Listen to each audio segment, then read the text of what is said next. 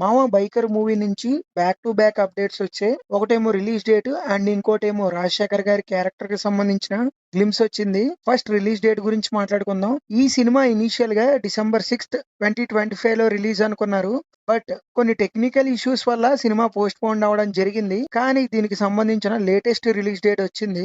April 3rd 2026 మన ముందుకు రాబోతోంది. మంచి రిలీజ్ డేట్ అని చెప్పుకోవాలి. సినిమా గనక కరెక్ట్ గా క్లిక్ అయితే సమ్మర్ లో లాంగ్ రన్ ఉంటది.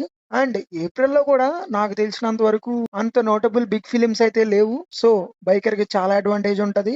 దట్టు ఇది ఒక న్యూ కైండ్ ఆఫ్ స్టోరీ కాబట్టి స్టోరీ బాగుంటే గనక క్లిక్ అయిపోద్ది. అండ్ ఇంకా రెండో అప్డేట్ ఏంటంటే ఈ సినిమాలో డాక్టర్ రాజశేఖర్ గారు ఒక కీ రోల్ పోషించబోతున్నారని మనకు ముందే తెలుసు.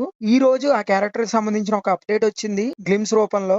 ఈ సినిమాలో ఆయన క్యారెక్టర్ పేరు బుల్లెట్ సునీల్. వినడానికి విచిత్రంగా ఉన్న క్యారెక్టర్ మాత్రం చాలా పవర్ఫుల్ గా కనిపించబోతుంది. పవర్ఫుల్ ఇన్ ద సెన్స్ అదే మాసీగా కాదు, మాజీ బైకర్ గా కనిపించబోతున్నారు.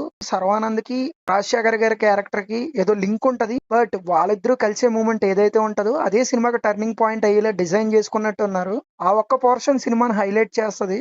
అండ్ రాజశేఖర్ గారి లుక్స్ కూడా చాలా బాగున్నాయి. దట్టు ఇన్ సాయి కుమార్ గారి వాయిస్ లో. సో చాలా రోజుల తర్వాత చాలా మంచి రోల్ పడినట్టు అనిపిస్తుంది. సినిమా అయితే April 3 మన ముందుకు రాబోతుంది.